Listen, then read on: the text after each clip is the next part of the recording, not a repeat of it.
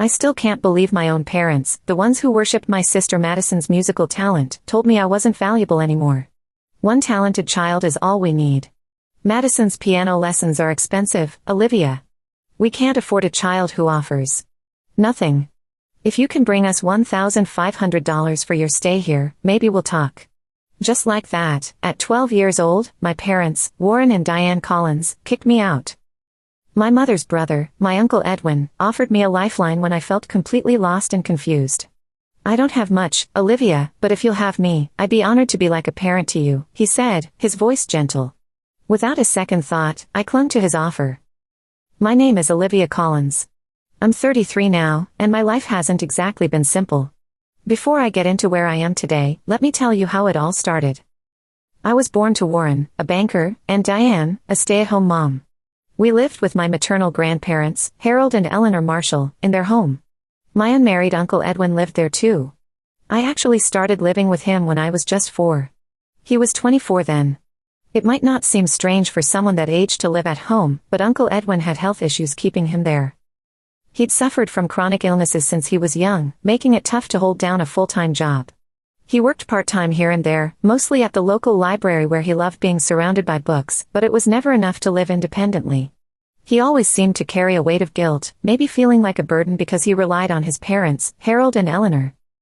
I often heard my father, Warren, snapping at him when my grandparents weren't around, "You're just dead weight, Edwin." My grandparents, bless their hearts, loved both their children equally, my sharp-tongued mother Diane and gentle Uncle Edwin. Maybe it was the financial stress, but my father always seemed to put on a show of respect for Harold and Eleanor. But the moment they were out of earshot, Warren turned cold and cruel towards Edwin, mocking him relentlessly. Uncle Edwin would just get this deep sadness in his eyes but never fought back. "Why don't you yell back?"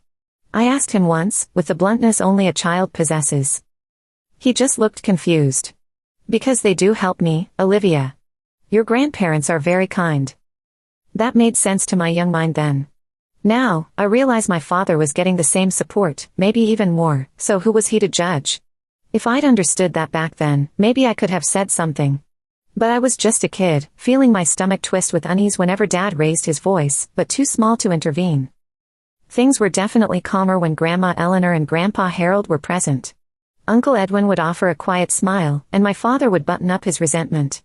My mother, Diane, was usually too wrapped up with me and my younger sister, Madison, to notice the tension between her husband and brother. I thought those days in my grandparents' warm house would go on forever. But life has a cruel way of surprising you. My grandparents died in a car accident. I was only 6. Madison and I cried buckets, feeling utterly lost and heartbroken. I remember Uncle Edwin's quiet tears, his face etched with grief. But my father. I'll never forget his reaction. He laughed. Not out loud, not at first. But he didn't shed a single tear, not at the hospital, not during the funeral arrangements. It wasn't strength, it was something else. Even as a 6-year-old, I knew he wasn't sad. That feeling solidified at the funeral. I caught him, just for a second, when he thought no one was looking. He had this secret smile, a flicker of pure, unadulterated joy. The kind of greedy happiness I recognized even then. He was pleased they were gone, likely already calculating the inheritance. That hidden smile sent a chill down my spine, a cold fear that made me cry even harder. Everyone probably thought I was just grieving my grandparents. Uncle Edwin put a comforting hand on my shoulder, his touch grounding me. My eyes were stinging, but his, though filled with sorrow, held such warmth as he looked at me. How could 2 brothers-in-law, living under the same roof, react so differently to such a loss? My unease about my father turned into a knot of suspicion right then. After the funeral, the thin veil of civility my father, Warren, wore dissolved completely. His attitude towards Uncle Edwin turned openly hostile. Why should my family support a grown man who can't pull his own weight? He'd sneer. "You should be grateful we even let you stay under my roof now." He even brought up the inheritance from my grandparents, Harold and Eleanor. "If you can't contribute anything, maybe your sister Diane and I should just take everything." I didn't grasp the legal details then, but his greed was palpable. That inheritance legally belonged equally to my mother and her brother, Edwin, but Warren clearly intended to control it all. Uncle Edwin could have fought him, legally even. He had that quiet strength. But he didn't. He just looked wounded, never arguing, never demanding his rightful share. "Are you okay, Uncle Edwin?" I whispered, seeing the light dim in his eyes. He'd force a weak smile. I'm all right, Olivia. My health. Work. It is what it is. The constant verbal jabs from Warren chipped away at him. Uncle Edwin grew thinner, paler. He always waved off my concern with a gentle smile, but the strain was obvious. Then, just 3 months after my grandparents were gone, Warren threw him out. Useless freeloader. Get out, Warren roared. Uncle Edwin, without a word of protest, picked up his small bag and left the home he'd always known. Uncle Edwin, no. Don't go, I cried, grabbing his worn jacket sleeve. He gently pulled his arm away, placing his hand on my shoulder. It's okay, Olivia. You're a strong girl. You'll manage. But I'm scared for you. Tears streamed down my face. How would he survive, frail and barely able to work? I'll be all right, he murmured, turning and walking away. Watching him leave felt like a piece of my heart shattering. But I was just a child. Powerless. And soon, I wouldn't have the luxury of worrying about anyone but myself. 2 years flew by. I was 8, navigating 3rd grade, and my little sister Madison, or Maddie as we called her, was 6, just starting school. Everything changed when Mom casually mentioned Maddie's kindergarten music teacher thought she had real potential on the piano. Piano? Potential. She gets that from my side, Diane. Dad boomed, suddenly animated. He immediately arranged an evaluation with a prominent local teacher. The assessment confirmed it. Maddie had a natural gift, exceptional musicality for her age. A prodigy. My daughter, Warren declared, practically glowing. Even I could see Maddie had something special. That's amazing, Maddie. I told her honestly. Thanks, Liv, she beamed, a pure, happy smile. That moment felt good, like sunshine. It didn't last. The subsequent obsession was suffocating. Okay, we need serious lessons, the best teacher, competitions, Dad decreed. Warren, already? Mom seemed hesitant, but Dad's certainty, talent like this can't wait, quickly swept her up in the excitement. Maddie started intense daily piano lessons. Mom went with her, meaning chores fell entirely on me. Your mother and Maddie are busy building her future, Olivia. You need to handle things here, was the new command. Laundry, cleaning, dishes, that became my after-school routine. No playing, just rush home and work, or face their disappointment. Sometimes, if chores weren't done perfectly, I'd find my dinner plate smaller, or skipped altogether. We can't waste resources on someone not contributing, Dad would sigh dramatically. My good grades, my wins at school sports days. Ignored. Why can't you apply yourself like Maddie does to her music? Dad would ask, looking at my A- report card with disdain. Honestly, Olivia, try to be more focused, like your sister, Mom would chime in. It was a constant refrain, be like Maddie.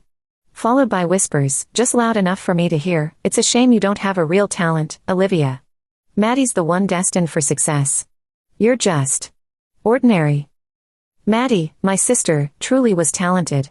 Her progress at the piano was astonishing, quickly winning local competitions and impressing everyone. For me, this meant my parents, Warren and Diane, grew even colder. No expense was spared for Maddie's music, lessons, instruments, travel. My clothes grew tight, but replacements weren't a priority. Maddie got the best cuts of meat, I often got what was left. She was whisked away for weekend music camps, I stayed home, tasked with keeping the house perfect. The favoritism was blatant. Madison is our future, Diane. She'll ensure we're comfortable, my father, Warren, would declare. Imagine, Warren, a famous concert pianist. The connections she'll make. My mother, Diane, would add, her eyes gleaming. We hit the jackpot with this one, Dad would conclude, beaming at Maddie. I felt invisible. My quiet tears shed in my room went completely unnoticed.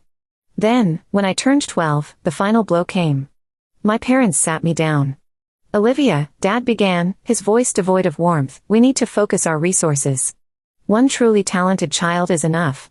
Maddie needs funds for prestigious summer programs, potentially studying abroad soon. Frankly, you don't offer a return on investment. Mom just nodded sadly beside him. So, he continued, unless you can contribute $1,500 towards your stay here, we just can't afford to keep you. What? The word choked out of me. I was stunned. It's simple economics, Olivia. Maddie is the priority, Dad stated flatly. But where will I go? What will I do? Panic seized me. Maybe contact your Uncle Edwin? Here's a little something. He pushed a small wad of bills into my hand, maybe $50. Figure it out. And just like that, I was escorted to the door. I sobbed, pounding on the wood, begging them to let me back in. Silence. The door stayed shut. Numb with despair, I stumbled towards the bus station. At 12, I knew how to navigate the city. Asking for directions, numbly putting one foot in front of the other, I finally found the small apartment building where Uncle Edwin lived, attached to the library he sometimes worked at. He opened the door to my hesitant knock, his usual kind face etched with surprise, then concern. He ushered me inside, listened to my tearful explanation, and his gentle demeanor vanished, replaced by a quiet fury I'd never seen. They what? Uncle Edwin's voice was low, tight with anger.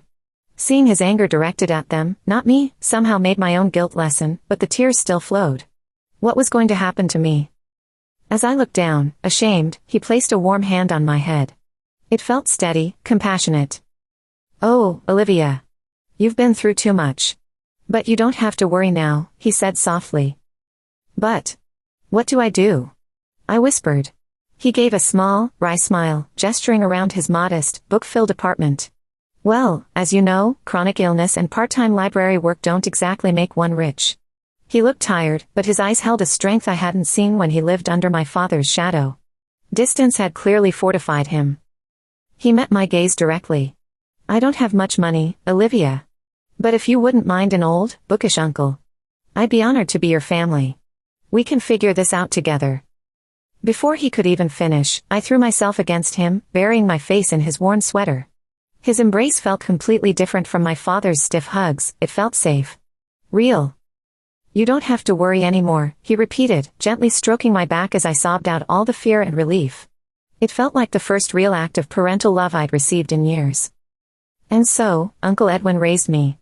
Life wasn't easy, money was tight, and his health sometimes flared up. But our little apartment was filled with something my parents' house lacked, genuine warmth, laughter, and acceptance. The joy I thought I'd lost slowly returned. Uncle Edwin gave me unwavering love and support. Grateful beyond words, I poured myself into school and part-time jobs. He praised my effort, not just the results, telling me he was proud of my determination. Encouraged, I worked harder, the memory of my parents' constant criticism gradually fading. I thrived under his quiet care. 21 years slipped by faster than I could have imagined. I'm 33 now. And standing in front of me, after all this time, are two familiar faces I never expected to see again. They appeared in the lobby of my Santa Barbara hotel, looking older, smaller, somehow out of place amidst the quiet elegance. Warren. Diane. It's been a while. My voice was cooler than the marble floor. Olivia. You look. Well, Warren managed, forcing a smile that didn't reach his tired eyes. His hair was thinner, lines etched deeper around his mouth. My gaze remained steady, unflinching. There was only one reason they'd track me down after 21 years. What do you want? He attempted a jovial tone. Well, now, isn't it time we let bygones be bygones? Be a family again? A humorless laugh escaped me. Family? After you threw me out because I wasn't a good investment like Madison? You must be joking. Ah, still difficult, Warren sighed, shaking his head. Some things never change. We thought maybe you'd matured. That's enough. Please leave my hotel, I said, my voice firm, keeping the desk between us. Diane stepped forward then, her expression pleading. Olivia, dear, don't be stubborn. Living like this, all alone in these big, impersonal places. You can't be truly happy. We can help. My happiness, or lack thereof, is none of your concern. Leave, I repeated, my tone leaving no room for argument. We just want to talk, Warren insisted, taking a step towards the reception desk. No. Olivia, please. Diane pleaded. Leave. He reached out as if to touch my arm, a gesture of assumed familiarity that ignited my anger. I stepped back sharply. Don't touch me. My voice was low and sharp, attracting a glance from the concierge. They flinched. For a moment, they just stood there, looking diminished under the high ceilings. You are incredibly persistent, I stated, my voice regaining its professional calm. What did I just say? I have a business to run. Leave. Is that how you speak to your parents? Warren blustered, his face flushing. I stopped thinking of you as parents the day you put a price tag on my childhood, $1,500, wasn't it? We took care of you until you were 12, Diane cried, twisting her hands. Took care of me? Or merely tolerated my presence while Grandma Eleanor and Grandpa Harold were alive? Their love was the only reason I felt safe in that house. You survived, didn't you? Warren shot back, his voice rising.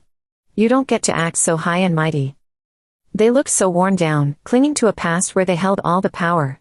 Decades seemed to have aged them prematurely. You made your choice clear, I said, keeping my voice even. Madison was enough. You're musical prodigy. There's no reason for you to seek out the ordinary daughter now. Warren's face tightened, a grimace replacing the indignation. Well, he said, his voice tight with irritation, it's not quite that simple anymore. A flicker of dark amusement crossed my face. Let me guess. Something happened with Madison? Did the concert career not pan out after all the investment? Warren winced. She finished music school, prestigious one. Seemed ready to launch her career. Seemed. So, no Carnegie Hall? No world tours?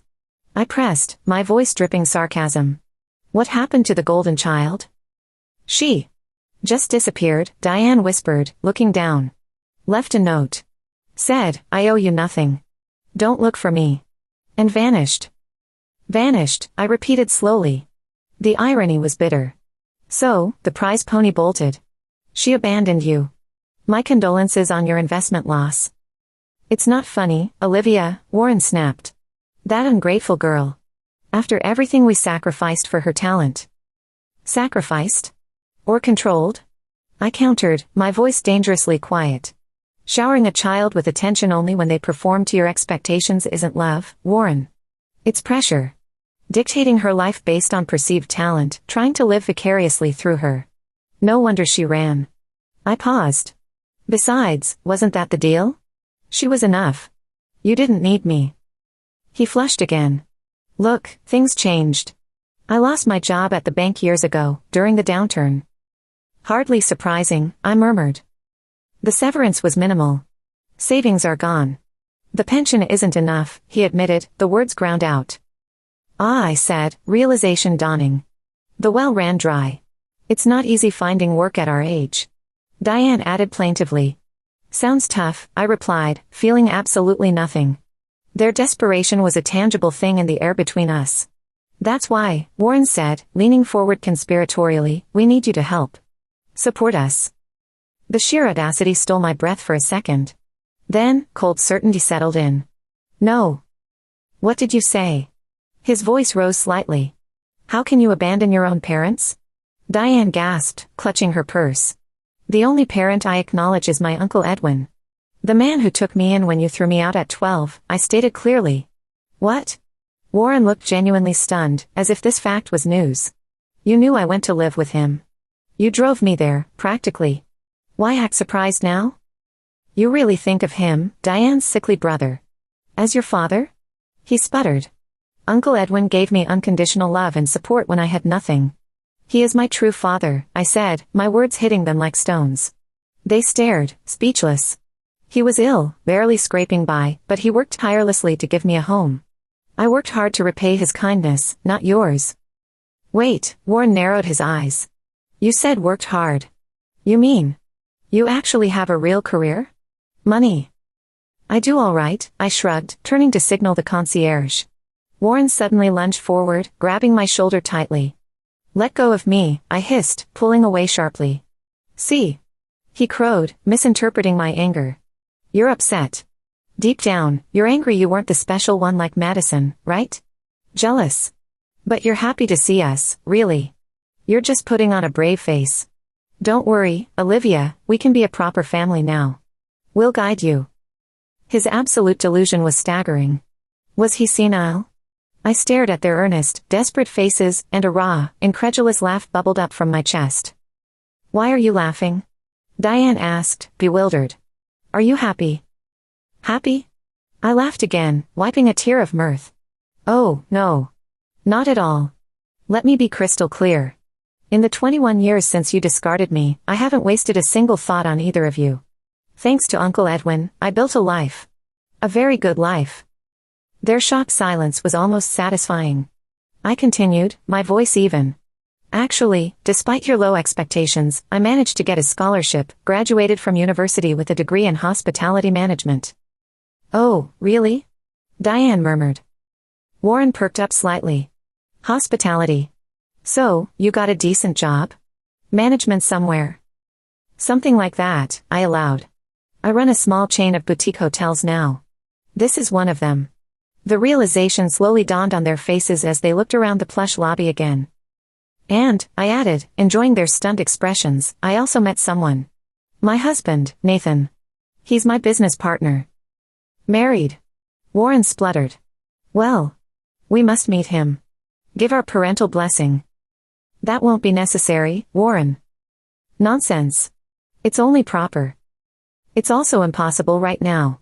He's currently visiting our property on the East Coast. I paused. Actually, Uncle Edwin is with him. Edwin? Your uncle? Warren gaped. With your husband. I thought. Well, given his health. Don't assume the worst about the only decent man in our family, I snapped, my composure fraying slightly. His health has improved remarkably in a better climate.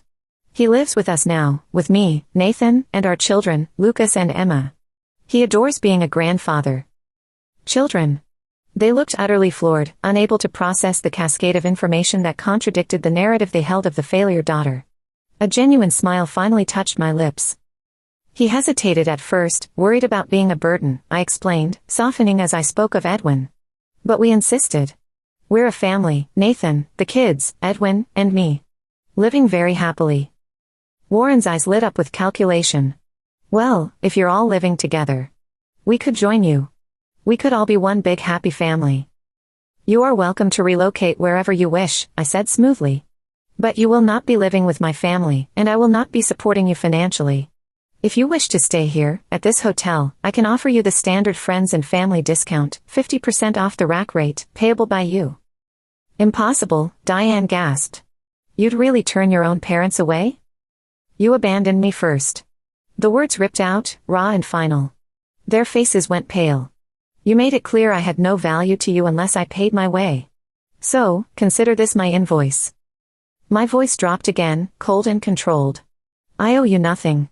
My gratitude, my loyalty, my resources, they belong to Uncle Edwin. I've spent years ensuring he has the comfort and care you denied him. That is my priority. But surely. Just a little help. Diane pleaded, her voice trembling. Interesting, I mused. Uncle Edwin rarely touched the support I provided over the years, insisting on living simply. He never demanded anything. Unlike you two, showing up after 21 years with your hands out. So what happens to us? Warren asked, his voice hoarse with disbelief. You're just going to leave us here? I met his gaze directly and nodded once. Yes. I leaned slightly over the desk. Thank you for kicking me out, I said, a strange calm washing over me. Their jaws dropped. Truly. If you hadn't, I might never have found my real family or built this life. So, thank you. With that, I turned and walked towards the elevators, pausing just before the doors opened. How does it feel, I asked, not turning around, to be abandoned by the daughter you threw away? Silence answered me. I didn't wait. Stepping into the elevator, I pressed the button for my private floor. The doors slid shut, closing them out of my life for good. Back home in Santa Barbara, life feels blessedly calm. The hard work, the perseverance fostered during those years with Uncle Edwin, it all paid off. Starting small, working my way up, eventually led to meeting Nathan and building not just a business, but a life together. Uncle Edwin cried tears of pure joy at our wedding. When Lucas and then Emma were born, inviting him to live with us felt like the most natural thing in the world. Now, seeing him play with the kids in the garden, reading them stories just like he used to read to me. That's true happiness. Our family, Nathan, the kids, Uncle Edwin, and me. I hope I find someone amazing like Nathan someday, Liv, Maddie murmured beside me, watching Lucas chase Emma across the lawn. You will, Maddie. The best part is, you get to choose now.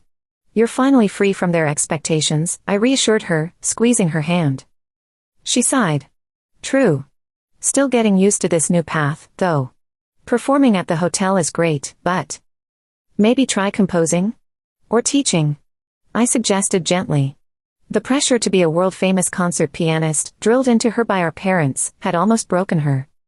Maybe, she mused. Definitely not what they wanted. I just want to make music that feels like mine.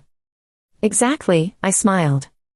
Soon after I was forced out, a tear-stained letter from Maddie arrived at Uncle Edwin's tiny apartment. She poured out her misery, the crushing weight of our parents' ambitions riding on her young shoulders. Uncle Edwin and I read it together, hearts aching for her. We started meeting secretly, brief moments stolen after her lessons, offering what little support we could. She desperately wanted to escape, but Uncle Edwin's finances couldn't stretch to support us both, and our parents would have hunted her down. So, Maddie endured, playing the part until she was legally an adult and could finally plan her escape. The moment our parents were distracted, basking in the glory of her acceptance into a prestigious music program, she packed her bags and left. I was there, helping her move, setting her up in her own small place. Now, living in the guest cottage here, she's rebuilding.